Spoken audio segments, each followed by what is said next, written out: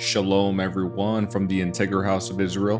I'm going to be going over the 6th Aliyah from Parashah, Tazria. I'll be reading today from the book of Leviticus, chapter 13, verse 40 through 54. And I'll also be reading from the book of Luke, chapter 5, verse 12 through 16. If a man loses his hair and his head becomes bald, he is still ceremonially clean. And if he loses hair on his forehead, he simply has a bald forehead.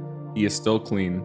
However, if a reddish-white sore appears on the bald area on top of his head or on his forehead, this is a skin disease. The priest must examine it, and if he finds swelling around the reddish-white sore anywhere on the man's head and it looks like a skin disease, the man is indeed infected with a skin disease and is unclean.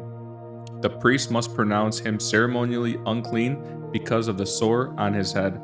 Those who suffer from a serious skin disease must tear their clothing and leave their hair uncombed. They must cover their mouth and call out, "Unclean, unclean," as long as their serious disease lasts. They will be ceremonially unclean. They must live in isolation in their place outside the camp. Now suppose mildew contaminates some woolen or linen clothing.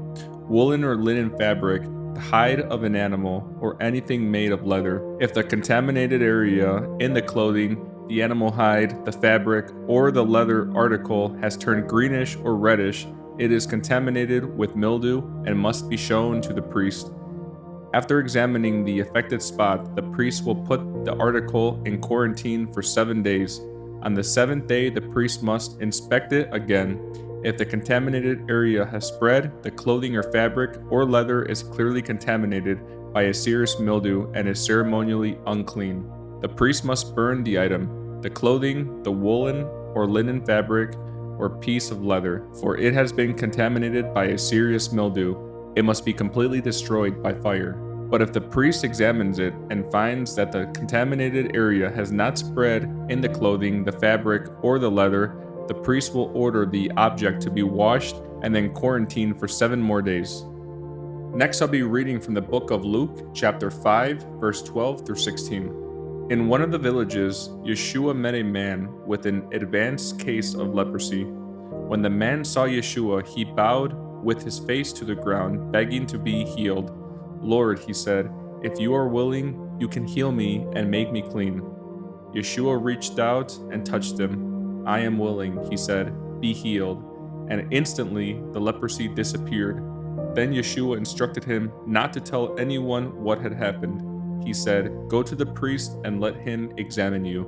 Take along the offering required in the law of Moses for those who have been healed of leprosy.